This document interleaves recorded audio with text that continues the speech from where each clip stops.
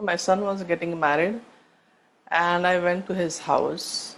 So I told him, Mr. Rao, my son is getting married. No? So he said, sorry, Asha, I can't come for the wedding, but all my blessings are with you. Sorry, I'm.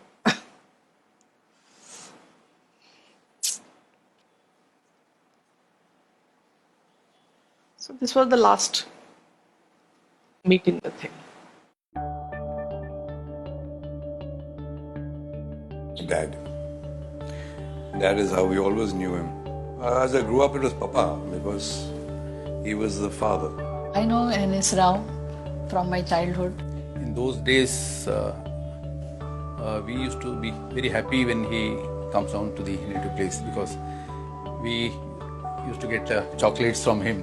While in the Rotary, I used to call him Sippy. I addressed him as Papa. He was my hero. He meant the world to me. His terms are very straightforward, really. It's about being unquestioning, unjudgmental, loving without any kind of preconditions, and he would be there in case you needed him. And you can't expect more from a father. He was very much concerned with his work as well as the pre-say employees as a family. He was generous, no doubt about it. If he had the last shirt, he would even give the last shirt to you in Gilgast. He was very, very considerate of the people who used to work in the field. He was a man with an enormous heart. Given a lot of donations to most of the poor people to come up in their life. I saw his generosity mainly through Rotary. He just was a philanthropic person. It didn't matter whether somebody knew, didn't know. And that's, I think, the measure of the man. When they were growing up, they had nothing, literally nothing. I mean, public, common toilets and starting outside in the gutter, literally, because that was the only light available. I was given milk to drink and I spilled a bit. And he raised his voice, which he never had. And that I never forgot. I spoke to him much later. And I said, Papa, why did you do this? I've never forgotten this. So he said, you must understand, times were very bad. There was not enough to eat. And even one drop of milk was important. We couldn't let it go waste. We couldn't afford it. Poverty somehow has got a peculiar property that it brings about the best in man. From rags to riches was what I would describe N.S. Rao was. One thing that he's taught us is always about family and community.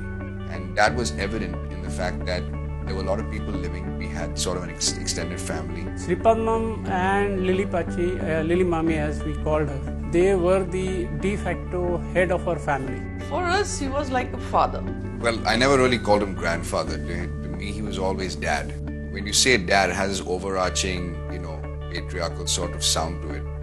And even mom, she was also very instrumental in supporting him, and they made a fantastic team together. He was our father and he's everybody's father. N.S. Rao will remember in our heart forever as a father. The reason he started the company was not big money, but he used to find solace in the fact that he was able to feed that many people. His thoughts, his ideas were so contemporary that they were relevant for the past, the present, and for the future. A lot of the technicians had this habit of living beyond their means. And they'll go home with the leftovers and then the wife has to deal with whatever she can.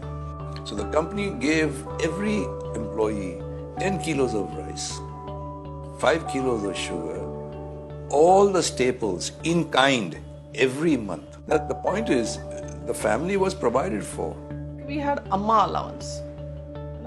Amma allowance was given to the mother of the employee. Very often, if she were to live, she would be considered a burden on the family. It's not your salary. This is an extra that you will take as a part so that you cannot have a reason not to feed her and look after her and don't consider her a burden in your life. That's what the Amma Fund is about. So those were the great ideas, and those were the first thing in corporate India. That's great about it. I think that this whole business angle just really stemmed out of emotion, love, art, and the fact that he wanted to do something good. N.S. Rao, Sir Sripad Mam, his greatness is in this respect that though not a highly educated man, in different fields of walks of life, he has distinguished himself. His simplicity and principles That made him very great. According to him, PCI is people, community, individual. Most of these companies which are there in waste management, most of them they are offshoots of PCI. He never discouraged those people who wanted to start their own companies. As a matter of fact, he encouraged them. His philosophy was one about creating goodwill. And you can't create goodwill by pushing your PR. You just have to be that way. So all the ethics, sense of propriety, fair business practices, very substantial and very very generous employee benefit schemes. He would come up with all kinds of things. I remember Mr. Rao As a legend. In every sense of the word. He is truly a real legend. The legend is what other people perceive him to be. To him, he never considered himself a legend. Dad was not a guy who would sit here and talk about his accolades and his achievements. He just did things quietly. I found out through my father or through people who I talked to, he just became a legend in other people's eyes. He never did it with the intention. He did it because he believed it was the right thing to do. I really think that's the gist. He got it right. What is his philosophy of life? How to be happy? Come to your garden by the flowers. Never count by the leaves that fall. Come to your days by the golden hour. Don't think of clouds at all. Come to your nights by the stars, not shadows. Come to your life with smiles, not tears, and rejoice through all your lifetime. Come to your age by friends and not peers.